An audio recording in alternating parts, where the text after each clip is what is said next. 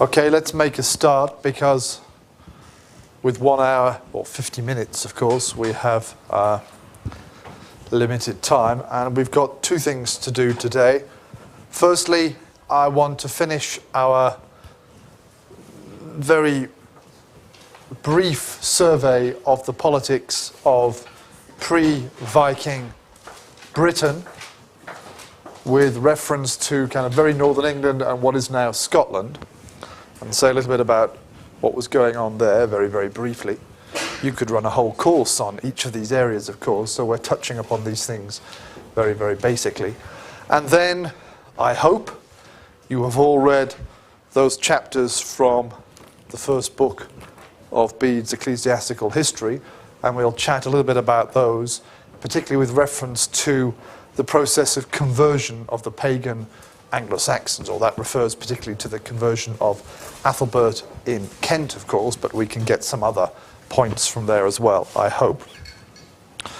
Right, so what is now called Scotland, what's the Turkish again? Iskoçya, okay, which is kind of roughly north of here. We can only really begin referring to the concept of Scotland as such by the 10th century. Before that, we have a series of shifting and fluctuating kingdoms and peoples, okay, and only in the 10th century and later can we really accurately say this is Scotland, okay, or as it's sometimes called, Alba or Albu and so on, as a sort of separate and fairly fixed entity. Firstly, a few words about the element Scot, because that's confusing. The name Scotland means the land of the Scots, of course, but the Scots originally came from Ireland. Scotti, the Scots in medieval Latin, was a word used to refer to, one of the words used to refer to the Irish, okay? And as we're going to see briefly today, and hopefully a bit more later on in a few weeks' time, at some point in the very late Roman period or whatever, or perhaps earlier, people argue these things, some people from Ireland, from this region called Ulster in the north, had settled in the Scottish Isles round here, and it's during the early Middle Ages that the gradual spread of this kingdom to the creation in the 10th century of the kingdom of the Scots happens, okay? So not only, bless you, Chokiash, that was a loud one, we probably picked it up on the microphone there. Only with the spread of the power of these Irish immigrants politically do we get the concept of Scotland correctly, of course. We can refer to geographically what's now Scotland, as I keep saying, but originally this area was the land of the Scots, and then slowly they expand at the expense of the Picts and the Dalriatans and others, and then in the 10th century we get something which we can properly call Scotland as a separate kingdom or whatever. So there's a certain level of confusion. We get that in the sources. When we see Scot or something, does it mean an Irish person, or does it mean someone from what is or becomes Scotland? So there's a certain amount of confusion about that. Of course, just to remind ourselves, during the Roman period, Scotland and part of northern England as well was not under direct Roman influence.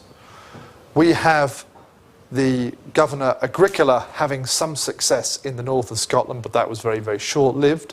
And then we have, of course, Hadrian's Wall, and briefly a bit later Antonine Wall, but going back to Hadrian's Wall, as we've discussed before, as the effective border between Britain, Roman Britain, and non-Roman Britain in the north.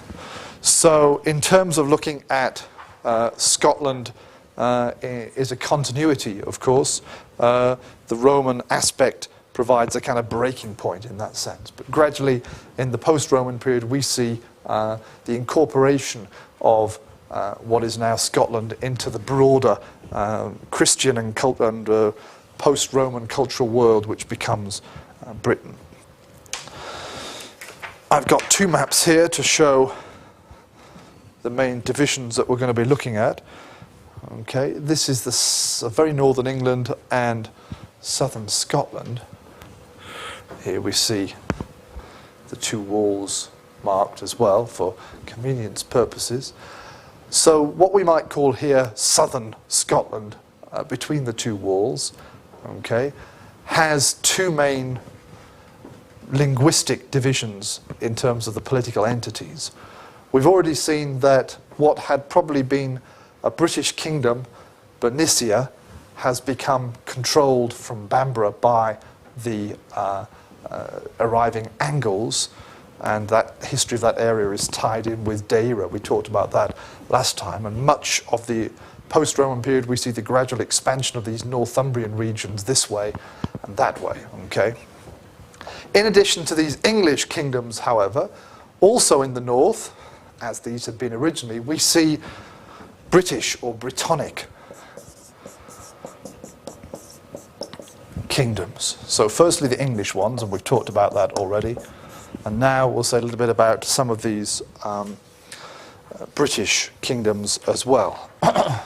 A number of kingdoms seem to emerge in the post-Roman period, again just as we see elsewhere, as a localization of culture and politics and so on, okay, but in this area that had been previously largely outside direct Roman influence. We'll say a little bit about three kingdoms in particular: Strathclyde, Gododdin, double D in Welsh, spelt the, and then Rheged, which probably reaching across this way into what is Cumbria in northern England as well. So the peoples of these areas, and also here before the English arrive, were cousins of the Welsh, so they were British or Brittonic, and sometimes we talk about, we don't know much about their form of the P-Celtic, but what am I doing? Cumbric, okay, is sometimes used to refer to their branch of the Celtic language, okay, and we have some references, names, and a few poems which may or may not be locatable in this general region. By far the most long-lasting of these British kingdoms was the kingdom of Strathclyde, and if you can't see that,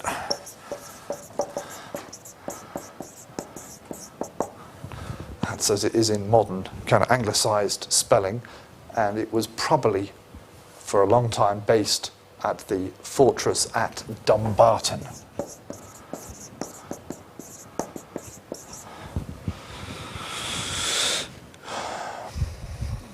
That kingdom, in one form or another, continues throughout the early Middle Ages. Perhaps during the 10th century, the kingdom of the Scots begins to extend its influence more and more in Strathclyde, but some kind of political existence probably continues down until the 11th century. Okay, so until the 11th century, we have a situation where we have English over here, gradually the expansion of the Gaelic-speaking Scots here, but something which we can call Strathclyde, but losing its power in this region as well. To the east of Strathclyde, the kingdom of Gododdin, I'll write that one up as well,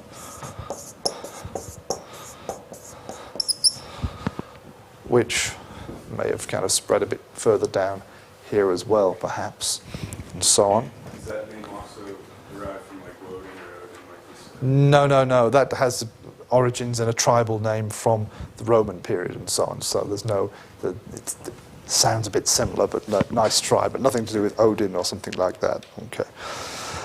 This kingdom disappears quite early on. It came once Bernicia had been taken over by the Angles. Obviously there was a strong, or not so strong, but growing English presence on the borders of Gododdin and pushing northwards towards Gododdin.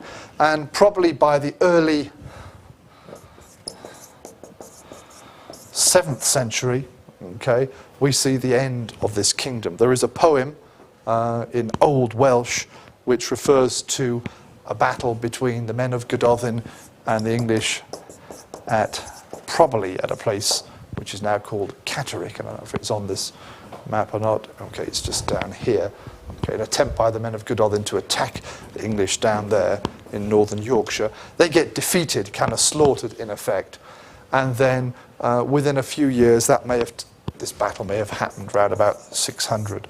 And then within a few years of that, it seems that the Northumbrians were able to absorb this area, which includes, of course, Edinburgh, capital now. And this region, particularly up here, which is called Lothian, okay, stayed under English control until 10th century, if I recall, or 11th century. There are various documents suggesting the shift of this area to the Scots by that point. So this is the gradually spreading English influence in northern England and southern parts of Scotland, okay, here remaining fairly Brittonic. And lastly, the kingdom of Rheged,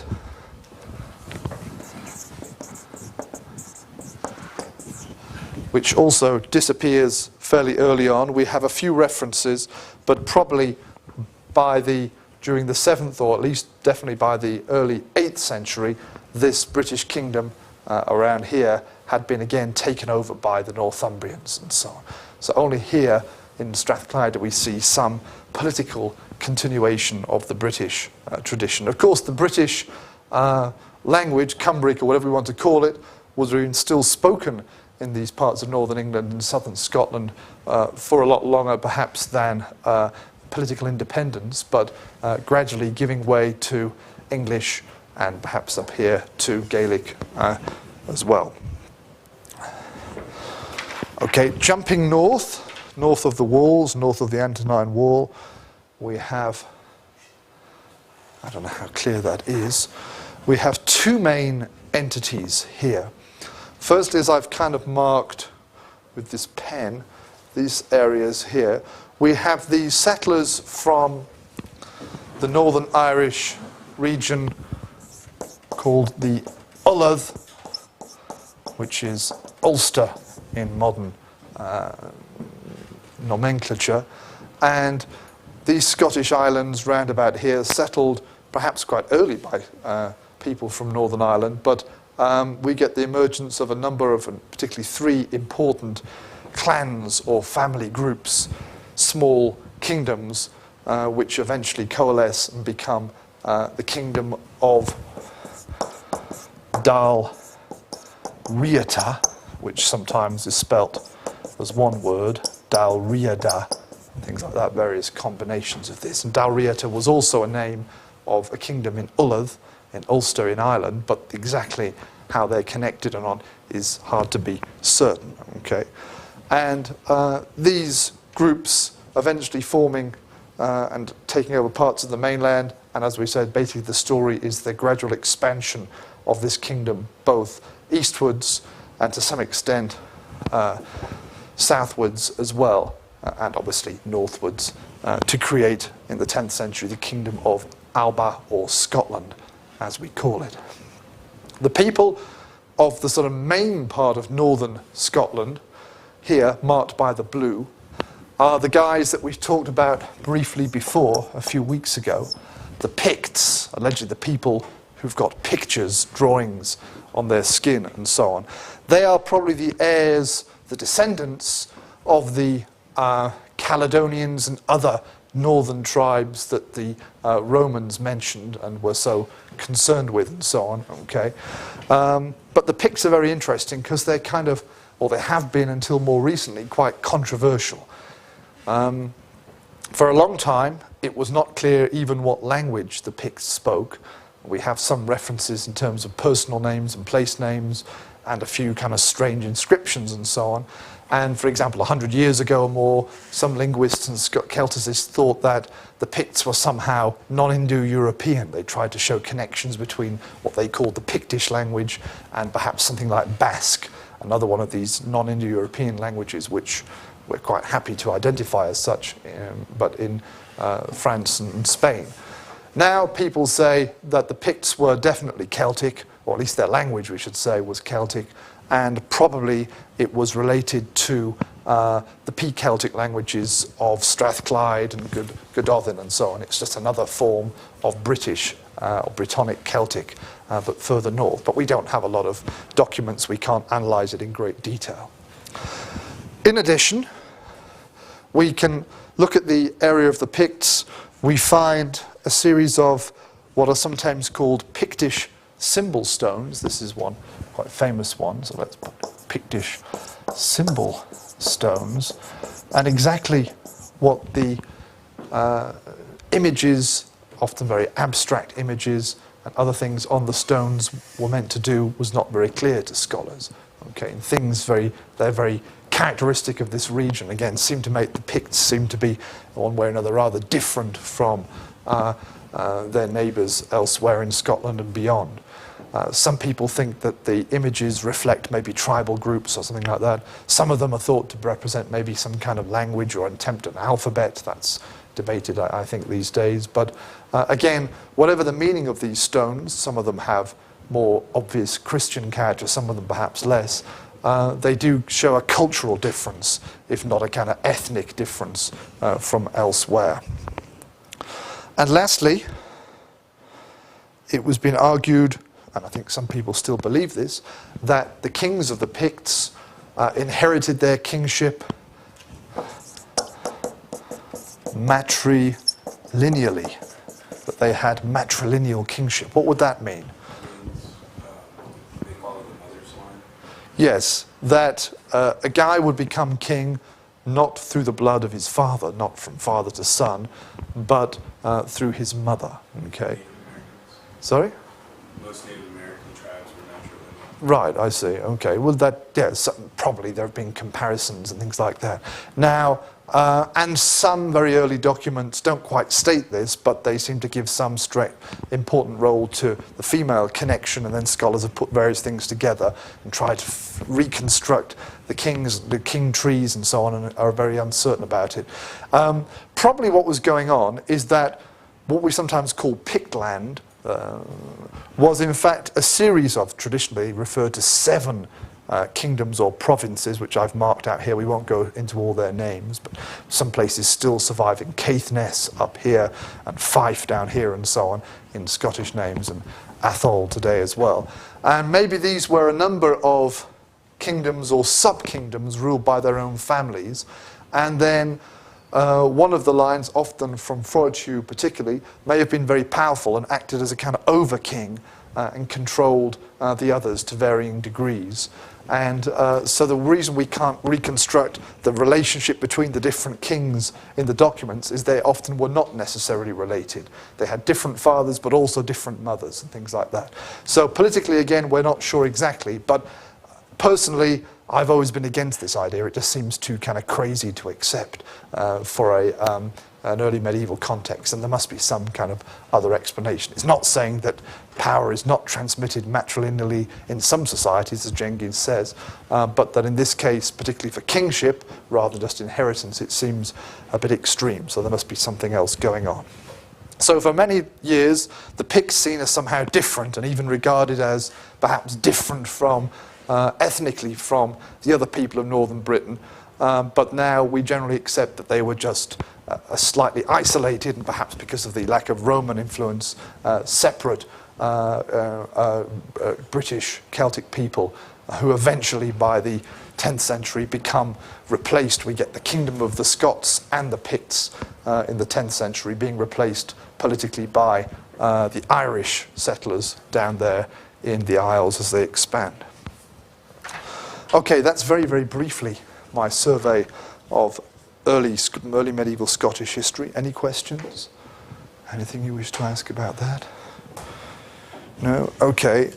Get your copies of Bead, and let's have a read of Bead. Can anyone remember anything about the Venerable Bede, or Venomous Bede as he's sometimes called? What have I said a little bit about him before? I know that Bede was monk, was born, and he lived in 7th century. He would have lived from the late 7th into the early 8th century, yeah. And he lived... His book was titled The Ruin of Britain, of course, Latin. that's Gildas, The Ruin of Britain. De Excidio Britannia. This is, Bede's book was the ecclesiastical history of the English and so on, okay. But he does draw upon Gildas amongst other sources. I put the wrong map up before. Yes, Bede was a monk who spent the large part of his life in a monastery in the north of England in Northumbria. He was an Englishman, therefore, or regarded himself as an Englishman or an Angle, therefore different from the Welsh and the Scots and so on, and also different from the West Saxons, who were a long way away from his world and so on. He is the first English historian, if we talk about English meaning Anglo-Saxon, okay, and even someone like Gildas, we would not, who wrote earlier, we would not call him English, we wouldn't really call him an historian anyway. He wrote a number of works, many of them obviously religious in nature, and even his history is a religious history, and he's most famous for his history. That's what he's well known for. What we'll do now is look at how he describes the conversion of the English, which doesn't mean all the English by any means, the process and perhaps some of the techniques and problems there. We might expand a little bit beyond what he says. And so as a preface to that, it's worth reminding ourselves that in addition to the political geography that we've been looking at so far, the other important factor in the cultural development of the British Isles, Britain and Ireland, during this period was Christianity. Okay? It was a part connected to the Roman past, and it was the main vehicle through which Romano-Greco culture and learning and literacy and everything else were transmitted, okay, and provided a focus for people's activities and lives throughout the Middle Ages and things like that. So as I've said before, we shouldn't think in a kind of limiting secular or laistic way and say, you know, Middle Ages were dominated by priests and they were very bad and they restricted people's ability to learn and do things or whatever. Okay, that's imposing our own views on the world and so on. We have to look at what was going on and why and so on from the context of the Middle Ages itself, and obviously Christianity, independent of our belief in ourselves, was a very important aspect of the Middle Ages. You could see negative or positive. We're not going to add value judgments and so on. So for the English proper, which doesn't mean the British, but for the English proper, okay, Bede here is telling us the arrival of Christianity as he learned it and as he was able to reconstruct it from various sources. Okay, tell me a little bit about how he does this. What are his techniques? What kind of history is he doing here? We've talked about Gildas. Gildas clearly had a very, very kind of limited amount of information he gives us, using it for a particular purpose and so on, which is as a kind of sermon. We've looked at the Anglo-Saxon Chronicle, which is an attempt to give very specific dates to brief events reaching back. How could we classify Bede's kind of the characteristic of what he's writing and what he's trying to write, his purpose? What's your impression of this book? Or the bits we've read, the 10 chapters or so. Letters from either between Augustine and Pope, so it obviously has a very religious aspect, and he doesn't really, he leaves out anything else. He doesn't really put, I mean, it's, I wouldn't say it's a history of the people necessarily. Well, this bit, obviously, the reason I've chosen it is because it's the religious bit. I mean, he does talk about politics, and I think chapter 34, which is more of a political one, is kind of stuck there at the end, because it's the end of that book as we now divide Bede's work up. But you mentioned the letters, and this is quite an important bit. I mean, here he is, he's not just saying this happened, he's actually quoting, and he believes quoting faithfully, I think, the text of letters written by the Pope, Pope Gregory, to Augustine and other people during this period. I mean, he's a good historian in that sense. He's citing his sources, he's quoting his sources, he's not just making it up as he goes along, but he's obviously using it in a certain way and so on. So, at this time in Europe, how much influence does the Pope actually hold? I mean, it's coming out of the collapse of the Roman Empire, I mean, like over separate kingdoms, I would say. Well, very limited power, obviously. You can't compare Pope Gregory I even with one of his great successors, Pope Gregory VII, later on in the Middle Ages, and certainly not with a modern pope as father of the Catholics throughout the world or something like that, obviously because of the physical limitations in the Middle Ages of communication and things like that. It would have been a very different world. Also, the papacy itself had been undergoing, it was in the process of kind of organising itself and setting itself up and reasserting its power within the religious sphere over a number of generations, and Gregory was one of the important popes that helped to establish the primacy of the papacy and so on, which a couple of hundred years earlier could have been challenged. So, yeah, I mean, he's a father figure, and he's obviously, through his letters, trying to assert some authority, but he has no direct control over what's going on in the ground in Kent or in Northumbria or anything at that point directly, okay, but indirectly through his missionaries and things. So yes, it's a religious work, and it has a very clear purpose, and we're looking at the religious bit, or one of the important religious bits of the book, so quite important. I think it's the opening chapter I asked you to look at, chapter 22, and I can't remember the criteria for choosing why we start here. Here we're dealing with the period of fluctuation between the British and the Anglo-Saxon arrivals in Britain and so on. And the British have some success. There's a brief period of peace during the wars between the Anglo-Saxon arrivals and the British, and then he's talking about that.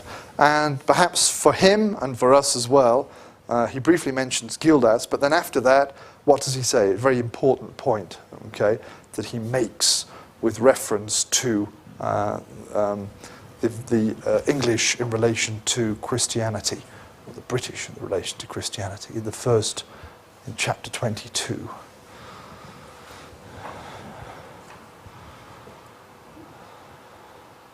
I've got the translation here. I haven't got the one from the web. They're going to be similar, but not exactly the same wording. But he says, in my translation, among the unspeakable crimes recorded with sorrow by their own historian, they, okay, the British people, added this, that they never preached the faith, Christianity, to the Saxons or Angles who dwelt with them in Britain. Okay, and this is one of his big issues, that we've got all these pagan Anglo-Saxons coming in to Britain and settling and fighting to some extent with the British, but then we have a peaceful period. And he says the British, who are Christian, the Welsh, or whatever you want to call them, in the south and the British in the north, they never made an attempt to convert the Angles and the Saxons to Christianity, to bring them on board, to incorporate them. They kept away from them. They fought with them or kept separate from them. They didn't try to spread the faith as good Christians perhaps should have done. And of course, he's a Christian Englishman, so this failure of the British to convert the English was seen obviously as a bad point, as something, certainly one of their big crimes in his view. Gildas doesn't mention that, of course, but for Bede, it's very important. So from the start of this section, where he's coming to conversion, he's building up to it, he's saying the British failed, and so something else has to happen, some other process to bring the English into the Christian world has to happen, because the British deliberately failed to do that. So what happens? How do the English, or some of the English, become Christian? What's the process? Sorry? He mentions about divine inspiration at some point, and also in the later his marriage of the king. Right. With a Christian. Right. Which king? Augustine. Augustine is... No, Augustine preaches is it Ethelbert? Sorry? Go on, Marta. Bertha? Who is Bertha then? Okay, we mentioned this last week. I drew it up on the board. We can ask Emre to show us the file or something if you want. Who is Bertha? Bertha. She was a Frankish princess. Okay, her father was king or ruler around Paris or whatever. And She becomes married to whom? Athelbert.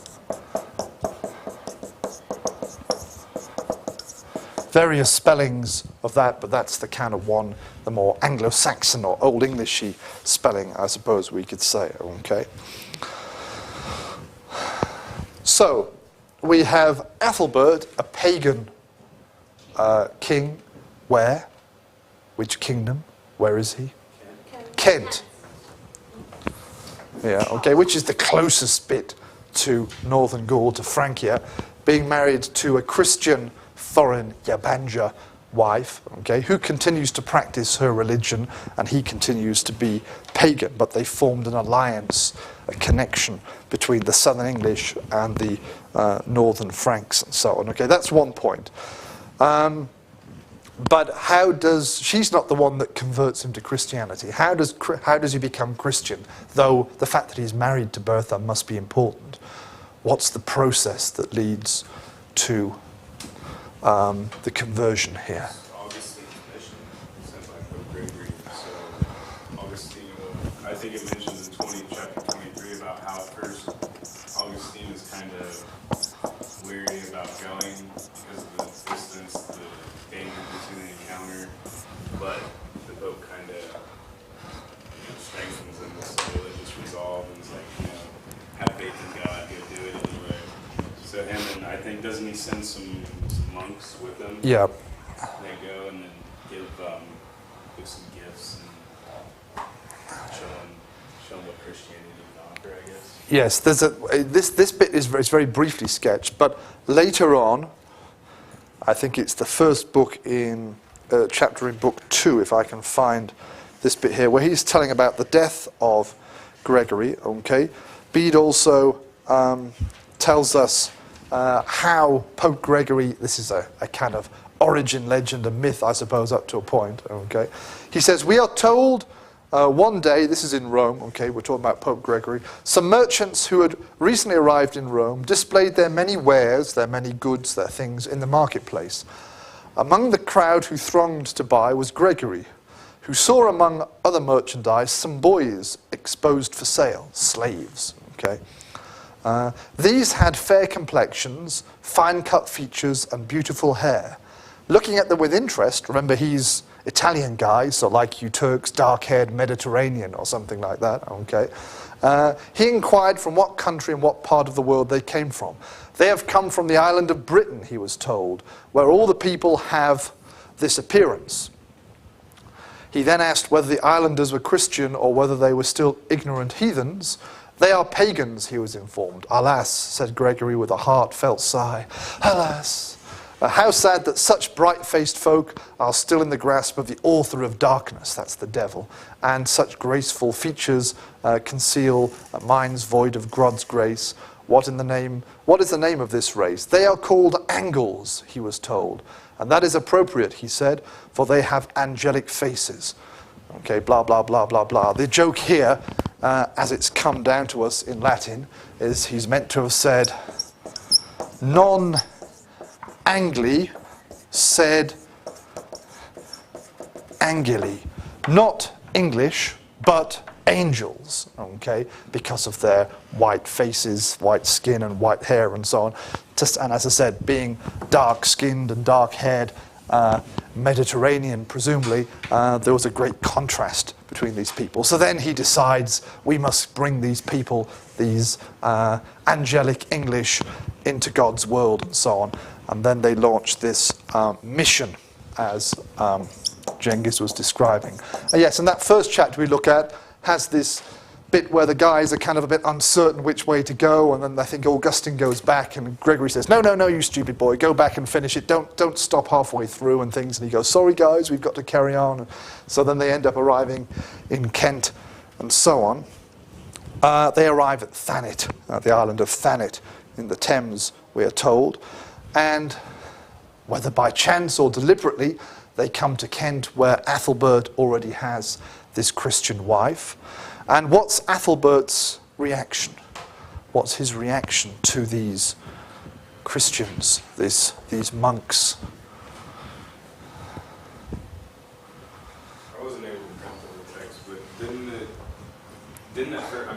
he wasn't hostile to him, obviously, but he didn't convert right away. No, he's a bit wary at first. He lets them settle eventually. He says, don't do anything until I've got some kind of, we meet up, and he doesn't want to meet them where they can influence him and so on. But then they get together, and he says, okay, you can settle here. You can obviously look after my wife. She's been going to this ruined church, what state it was in Canterbury, what's now Canterbury. I'm not going to become a Christian myself. I'll carry on, but you can, if you want, you can preach your faith. Okay. Yeah, it said something about a license to preach. Yes. So yeah, for a while they settle down and they're preaching, and obviously looking after Bertha and her entourage, the Franks presumably who are with her, and they're quite happy to have some kind of a bishop. Augustine gets the pallium and becomes a bishop shortly afterwards once he's there and so on. And then after a while, Ethelbert himself decides to convert. Okay, he becomes Christian, which obviously is a very important point. Okay, his conversion is important. But he does say, I'll become Christian, but I don't want you to force other people to convert. Okay, I'm Christian and other Kentish men are now Christian, but you can't go around forcing others to become Christian. If they want to stay pagan, as I was until recently, that's fine. Okay. What else have we got here then? What else do we have? Depends how many of you have read this and how far you got. There was something about how, I don't know if Augustine sent a letter to Gregory, but it tells him to follow the doctrine of the primitive church. Well, okay, there's a long section where we have a long letter. We won't go into that. A long letter where Augustine asks a number of questions to Gregory and gets these sometimes quite detailed kind of theological and practical replies about who can marry whom and all these other things and the nature of the church and the relationship between the churches and so on. One important point is that Gregory says when we get more bishops in Britain, okay, or I'm not sure what he's thinking about here, because presumably there were already people in Wales and elsewhere who had called themselves bishops, but he's thinking perhaps of the English. When you have other bishops, you will be their boss, okay, you will be the primate over them. Canterbury, he's setting up Canterbury as the main, what we now call archiepiscopal church. So that's an important point. Later on, we have a series of other letters and so on, okay, including one where he's saying we need a bishop in London, we also need someone up in York, and these guys will have kind of varying influence and so on over each other or whatever. And then there's a very important one, let me if I can find it, it's chapter 30. If any of you got as far as chapter 30. Yes.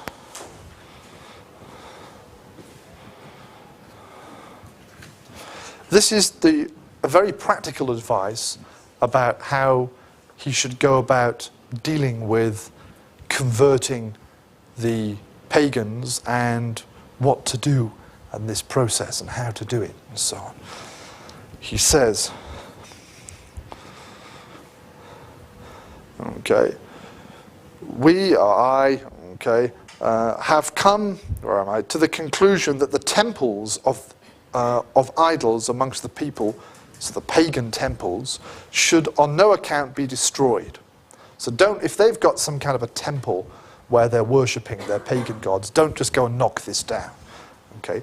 The idols should be destroyed, but the temples themselves are to be aspersed with holy water, and then altars are set up in them and relics deposited here. So, we keep the building, we destroy and remove the whatever idols, whatever images and things the pagans are worshipping in their temple. Then you sprinkle holy water to purify the building. Then you build an altar inside it, and you bring in the relics, holy relics, remains of saints or whatever. For if these temples are well built, They must be purified from the worship of demons and dedicated to the service of the true God. In this way, we hope the people, seeing that their temples are not destroyed, may abandon their error, stop being pagan, and flocking more readily to their accustomed resorts, may come to know and adore the true God. And he goes on, making the similar kind of point in various other ways. But what he's saying here is what? What's the sort of main message, practical message to Augustine and the other missionaries who are faced with hundreds of miles of pagans, in effect? They're just sitting there on the edge of Kent, in Canterbury, and their job is essentially to begin the process of conversion. So they're in a pretty restricted and nasty position. So what's he saying? Basically be nice to them, but like do the conversion in I mean, like by not destroying the temples, like obviously they're still getting rid of their idols and converting it, but he's saying don't do it in a hostile way. Right. And the word accustomed, perhaps, was one of the important words here that I read. I don't know what it's got in your translation. If you're accustomed, they're accustomed resorts, the places they're accustomed to going. What's the point here? Okay, we want to take these people, all of you, and we want to convert you from paganism, you're the worshippers of David or something like that, or the god, and we want to convert you to Christianity, okay? And every week or every day or something, you all gather in this room and worship me, okay? And what he's saying is, don't just destroy the whole building, because then that's a massive, significant break. It's a black and white line in their lives, okay? Provide some kind of continuity, something that they're used to. Make it a bit easier for them, okay? So remove the idols, remove the things that they are used to worshipping in the temple. I don't know, David's books and his acetate things or whatever, and put in a cross and an altar and so on, but use the same building. Then they're used to coming here and being religious. Just show them that they've got to be religious in a different way, the correct way, in the same building. And he makes a few other similar points, okay? We can't, it's impossible, he says, to change people's lifestyle completely overnight. We have to do it gradually and so on. This is a very practical piece of advice. And of course, many of the famous converts to Christianity, including the Emperor Constantine, okay, we would kind of question in our modern kind of perspective, modern Christian perspective, you might question their motives. These people said, I'll become, and he's not the only one, I'll become a Christian if I'm victorious in battle. And most Christians today would say, well, that's not really what Christianity is about, saying, I'll win a battle, then I'll worship your God. It's a very pagan kind of attitude, or it's not uncommon amongst the pagans. So again, you see, it's not a black and white thing. People are shifting to the religion, but often for more pagan reasons and things like that. So this is what he's advising there. Okay, we've got a couple of minutes. I just want to make a few other very brief points, okay? We talked about Bertha and Athelbert. We mentioned them down there in Kent. Again, last week, Athelbert's daughter, Athelber, was married, or became married to whom? Do you remember from last week? Edwin, Yadwinner. Edwin, who was from Deira but ruling what's becoming Northumbria for a while and so on. He converted to Christianity. He's one of the big things for the introduction, one of the big figures of the introduction of Christianity amongst the Northern English. Okay, and again, he's married to a Christian wife. He's one who goes through a number of stages. The story here, two kind of stages. She gets married to him. Okay, and is accompanied by one of Gregory's missionaries called Paulinus, a bishop. And he has some discussions amongst them and things like that. He's aware of their religious perspectives and so on. One day there is an attempt to assassinate Edwin by some people sent from Wessex, okay, for political reasons amongst others. And on the same day, I think, Athelber gives birth to their daughter, Eanflide. And he says, I'm going to fight the West Saxons, and if I win, I'll think about becoming Christian, the things we were saying before, okay, similar. And he does win, but then he doesn't convert immediately, but then he remembers a vision of God he had when he was an exile from Northumbria amongst the East Angles, and it's a various kind of slower process for him, but he eventually converts. Then he works very closely with Paulinus, trying to encourage Christianity. And we can look at smaller stories of other individual kingdoms that are converted to Christianity at various points. We have accounts of some of these in Bede.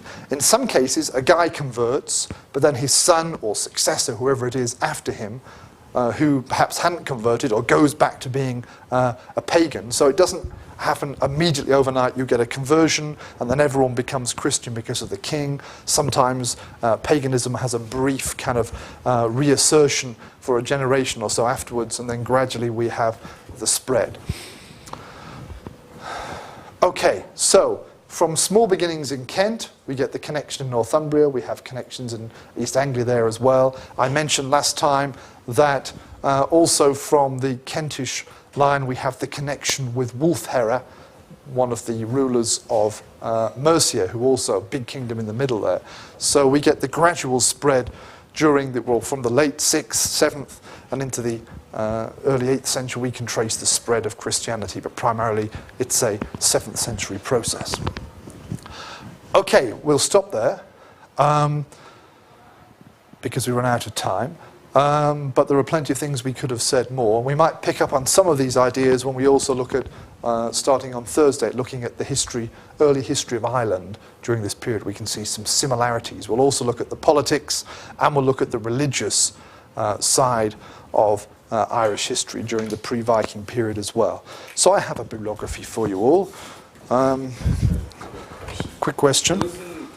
29, it says Pope sent some epistles and several ministers to Augustine. And it said he granted him Paul, P-A-L-L. That's a symbol of office, of being, of being the bishop. It's a symbol to reflect. So it's a way of saying you have episcopal status or something like that. Pallium in Latin. Okay, for next time then, on Thursday, we have presentation from Fatty about early Irish politics. He and I will be discussing this tomorrow, so we know what we're doing. In a week's time, I'll give you 7 days. Do your best to read the religious legal text known as Cain Adovnan. And again, it's from Paul Housel's Fordham medieval sourcebook site. And in addition to the political stuff, we'll also talk about the arrival of Christianity and spread of Christianity in Ireland during the post-Roman period as well. Okay, see you all on Thursday. Thank you very much.